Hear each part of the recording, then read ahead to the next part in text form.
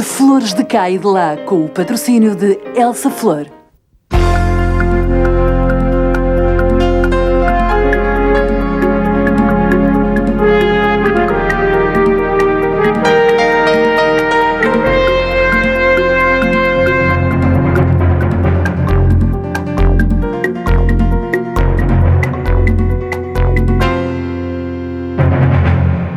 No primeiro programa desta série, tivemos oportunidade de observar um conjunto de plantas endémicas da Madeira, exclusivas deste arquipélago.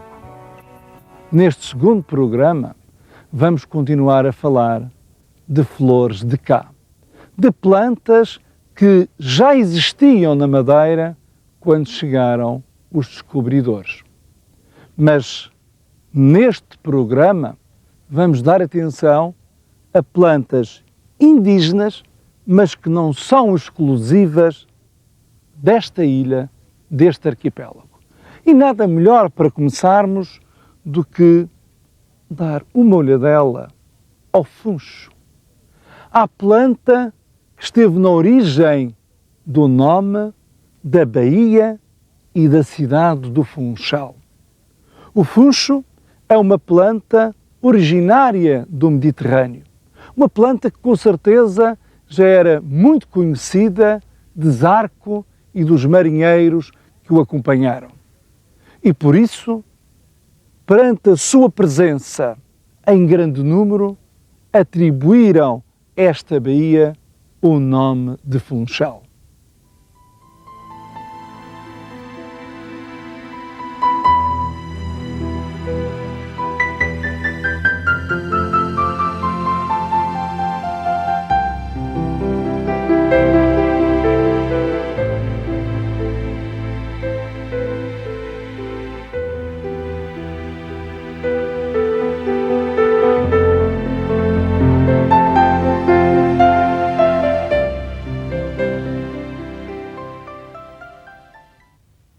No ambiente quente e seco onde prosperam os funchos, vivem muitas plantas xerófilas.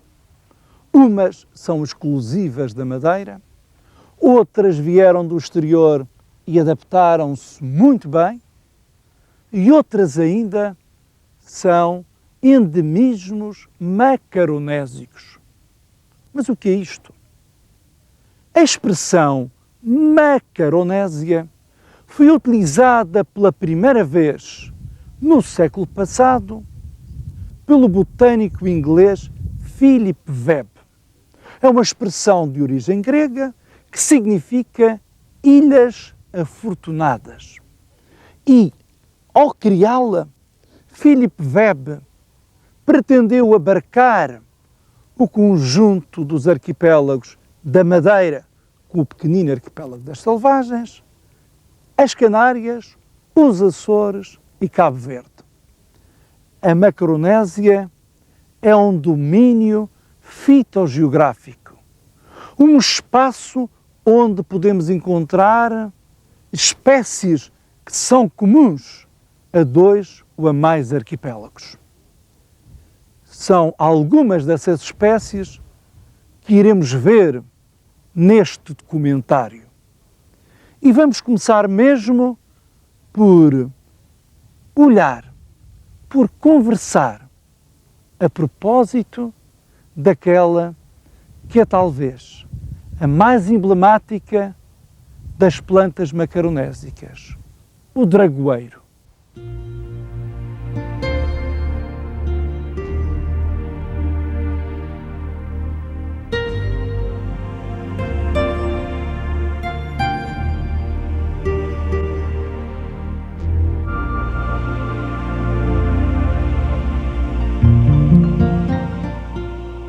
O dragoeiro é uma planta de fisionomia estranha.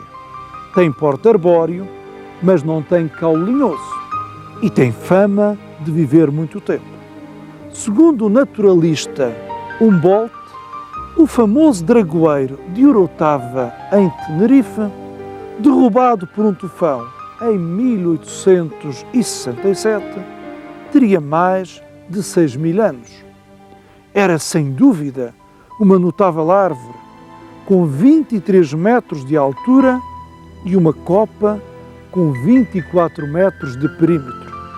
Na Madeira, não há notícia de ter havido um dragoeiro tão velho e com tão grande porte.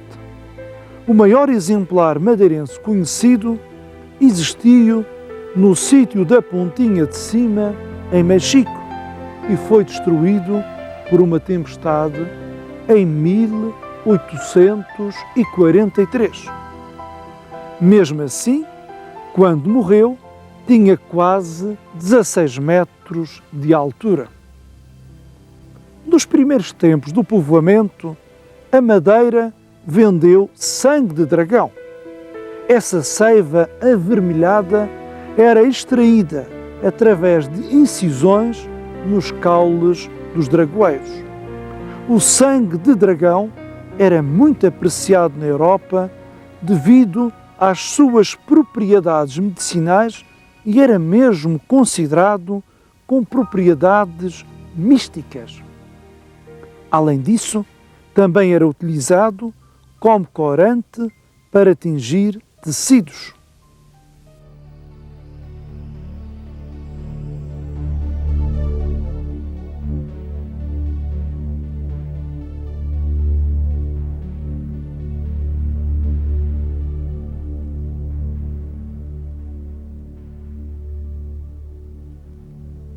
A arroteia de terrenos para a agricultura e a extração do sangue de dragão contribuíram para que os dragoeiros quase desaparecessem no ambiente natural. No entanto, ainda hoje podemos encontrar bonitos exemplares cultivados e o seu número tende a aumentar.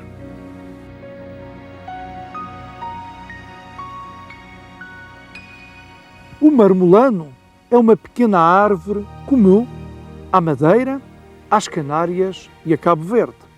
O seu habitat preferido são as rochas próximas do litoral. Hoje é uma planta bastante rara, talvez pelo facto de, ao longo dos tempos, as suas folhas terem sido sistematicamente apanhadas para alimentar o gado. A bonita folhagem faz do marmolano uma interessante árvore ornamental, pelo que se aconselha a sua plantação em jardins.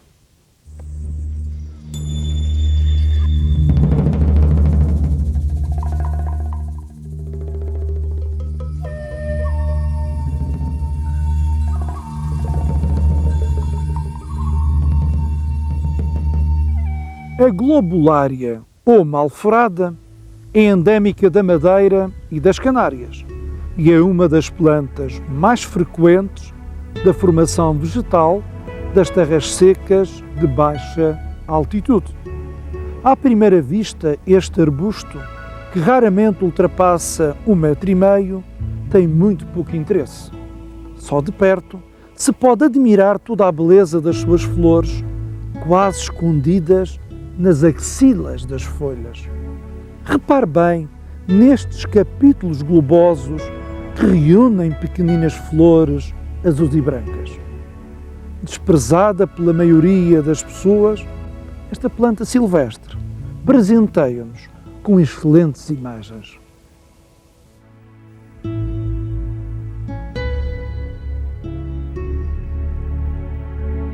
Trevina é como se chama esta planta rastejante, exclusiva da Madeira e das Canárias. Podemos encontrá-la com alguma facilidade em locais secos e pedregosos do litoral.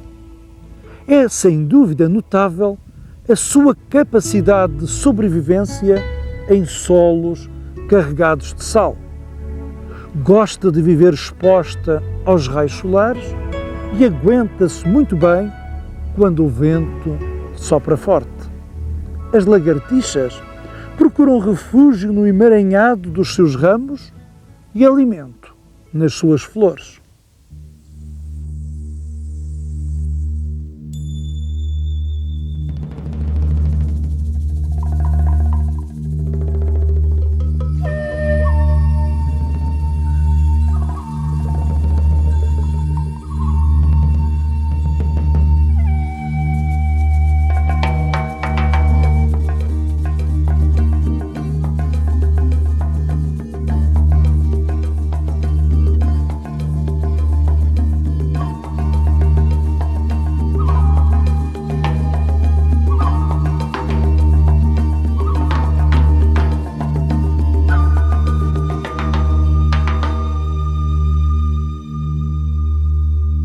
Continuando a nossa viagem pelas terras quentes e secas do litoral sul, vamos agora prestar um pouco de atenção a um cardo que tem uma forte presença na paisagem da Ponta de São Lourenço.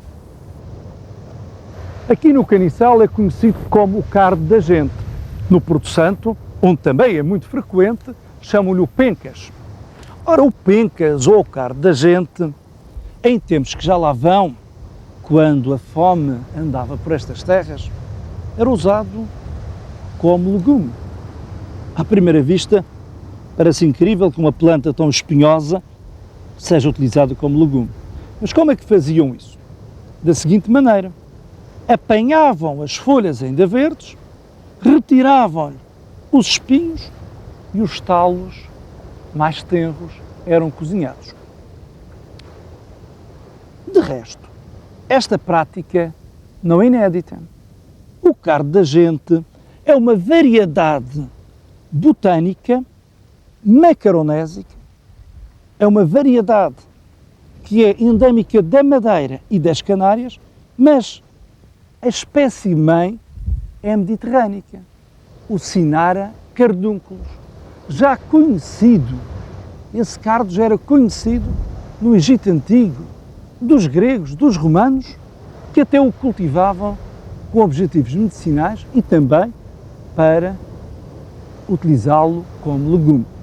Ainda hoje, em algumas regiões do Mediterrâneo, esse cardo é cultivado para extrair produtos medicinais. Um outro cardo muito parecido com este é a alcachofra, mas esse é do mesmo género botânico, mas não da mesma espécie. E como toda a gente sabe, a alcachofra é utilizada como legume. Mas deixemos a alcachofra. Voltemos aqui ao nosso pencas. O pencas hoje não é utilizado como planta alimentar. O pencas hoje é apenas utilizado como planta ornamental. Quando fica seco, colhem e levam-no para casa para fazer arranjos florais muito apreciados pelo Natal. Mas enquanto não é colhido, o vento que por aqui é frequente lá vai dispersando as sementes, para que nasçam nos próximos tempos mais cardos pencas, mais cardos da gente.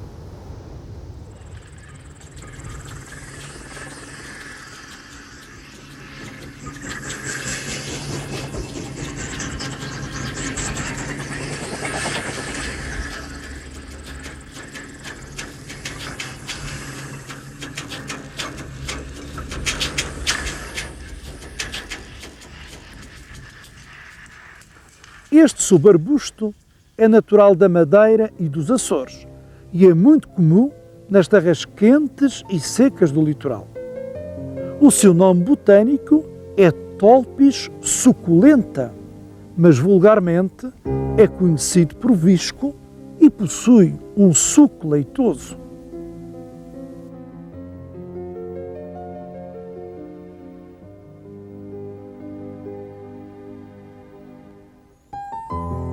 Na Madeira, podemos encontrar várias espécies de jasmineiro, mas só duas são indígenas.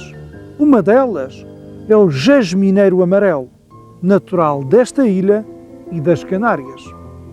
Graças à beleza e ao aroma destas flores, o jasmineiro saltou das rochas inacessíveis do seu habitat para os jardins, onde exibe os seus dotes.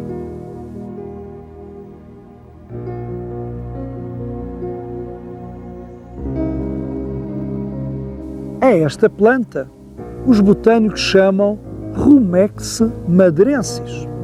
No norte da Madeira, onde é abundante, é conhecida por azeda.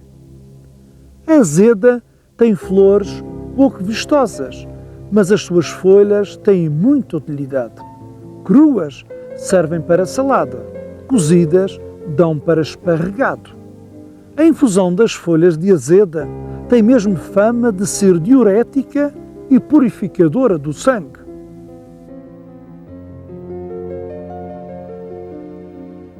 O seixeiro tem predileção especial por solos alagados e, por isso, dá-se muito bem no leito das ribeiras.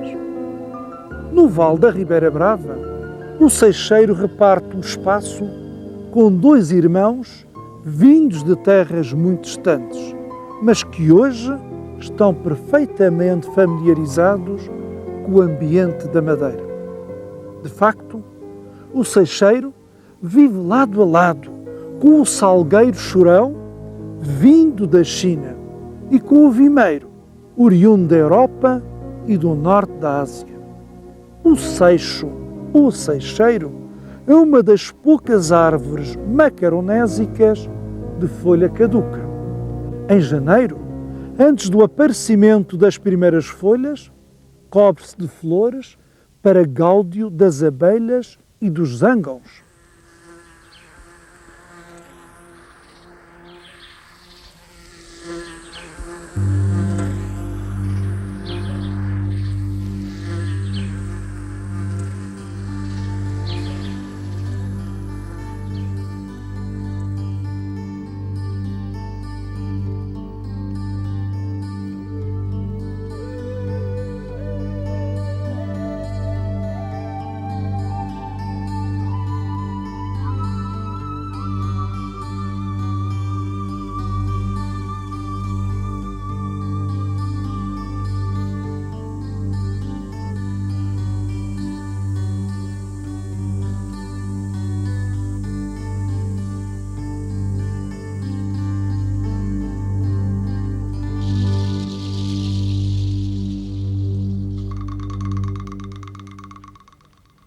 A Laurisilva é a floresta dos nevoeiros e dos loureiros.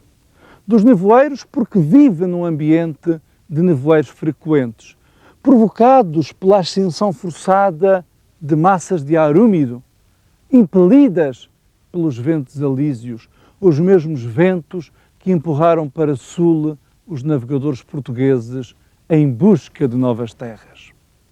Dos loureiros, porque o loureiro da espécie Laurus azórica é a árvore mais frequente.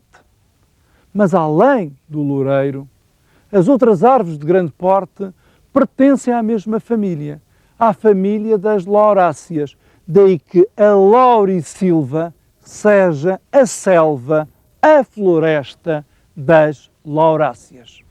O loureiro, o tile, o vinhático e o barbusano são, de facto, as 4 árvores de maior porte desta floresta higrófila. Todas elas pertencem à mesma família. Todas elas são de folha persistente. Todas elas têm flores pouco vistosas. Vamos observar uma a uma. O loureiro da Madeira é o Laurus azórica e é comum aos Açores e às Canárias. Atinge maior porte que o seu congênero mediterrâneo, o Laurus nobilis. As flores dos loureiros são pouco vistosas, mas podem ser observadas de fevereiro a abril. Com a baga do loureiro é produzido o azeite de louro, muito procurado pela medicina popular.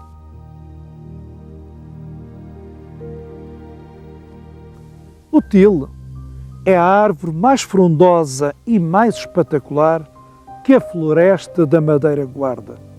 Ainda hoje, podemos encontrar exemplares de grande porte, verdadeiros monumentos naturais, possivelmente mais velhos que o povoamento da ilha. O tile é natural da Madeira e das Canárias e está na origem de uma das mais célebres lendas do arquipélago canário. Na Ilha de Hierro existia uma árvore sagrada, conhecida por garoé, que condensava na sua folhagem a umidade das brumas marítimas e era capaz de satisfazer as necessidades de água da população indígena. Quando os espanhóis conquistaram as Canárias, os habitantes de Hierro ocultaram a sua árvore da chuva, mas o segredo acabou por ser divulgado quando uma rapariga guanche se enamorou por um soldado das forças invasoras. A jovem foi acusada de traição e condenada à morte. A árvore sagrada de hierro, destruída por um temporal em 1612, era um til gigante, como estes, que felizmente ainda existem na Madeira.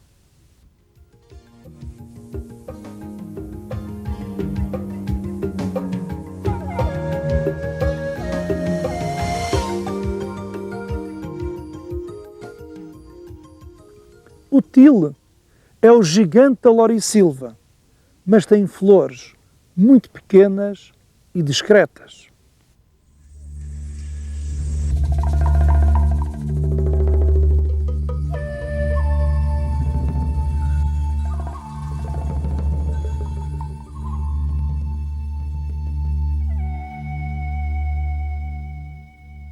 As flores do vinhático também são pequeninas como as das outras lauráceas. As folhas ficam vermelhas quando envelhecem, o que lhe dá um aspecto muito bonito. O vinhático tem uma madeira avermelhada que faz lembrar o mogno. Desde os primórdios do povoamento, este mogno da madeira foi utilizado no fabrico de mobiliário, o que provocou uma forte redução nos seus efetivos. No entanto, ainda é possível encontrar belos exemplares desta espécie, que apenas tem congêneres nas regiões tropicais da América e da Ásia.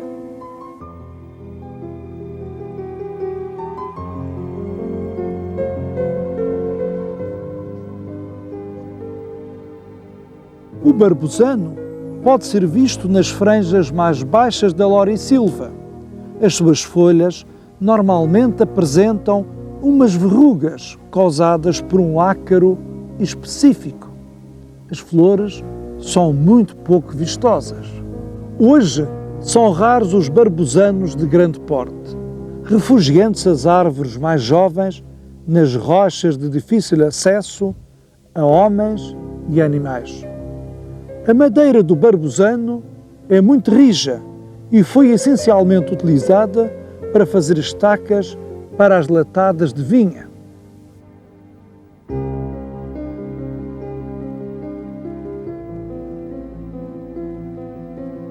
A laurisilva possui outras árvores, mas de porte inferior ao das lauráceas. Comum a quase todas é o facto de possuírem folhas persistentes e flores muito pouco vistosas. É o caso do pau-branco, que tem a madeira mais rija das árvores indígenas, ou do sanguinho, uma pequena árvore com glândulas salientes nas folhas e frutos purpúreos.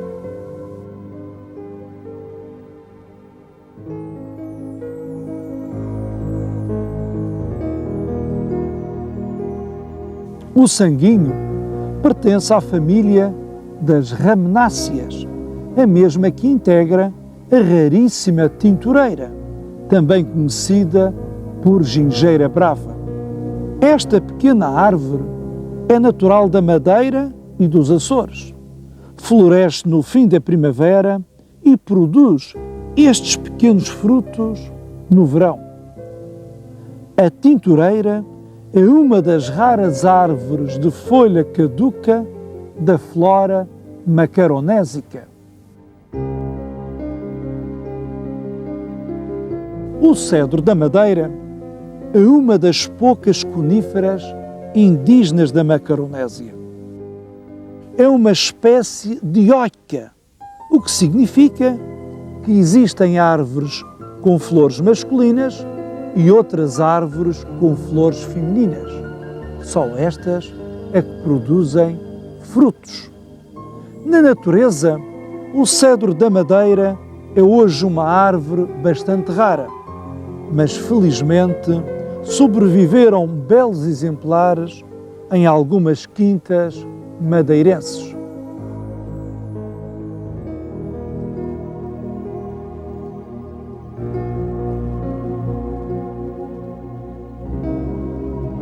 As flores das árvores da laurisilva são pouco vistosas, mas já no subbosque as coisas são bem diferentes. As pétalas das pequenas plantas surpreendem-nos com a sua beleza. O ensaião felpudo vive na Madeira e nos Açores. Floresce de abril a julho e gosta de viver nos taludes sempre úmidos. Quem também gosta de viver em ambientes úmidos e sombrios é o hiparicão, igualmente conhecido por malforada. Esta planta apresenta-se com flores quase todo o ano.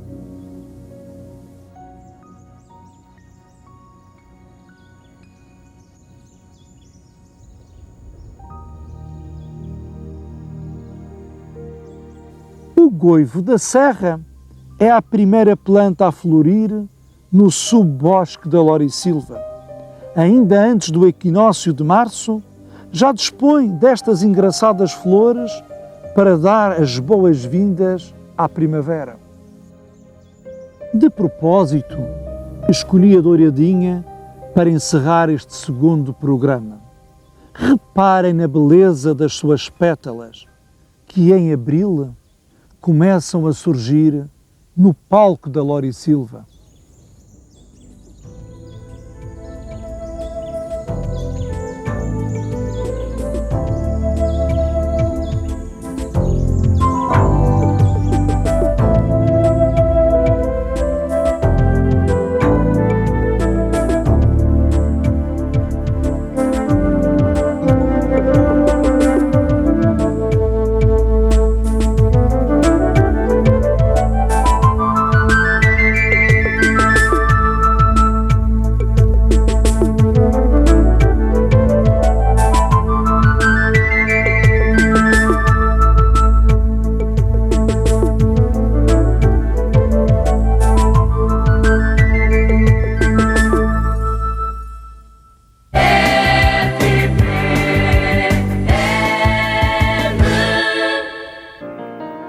Flores de cá e de lá, com o patrocínio de Elsa Flor.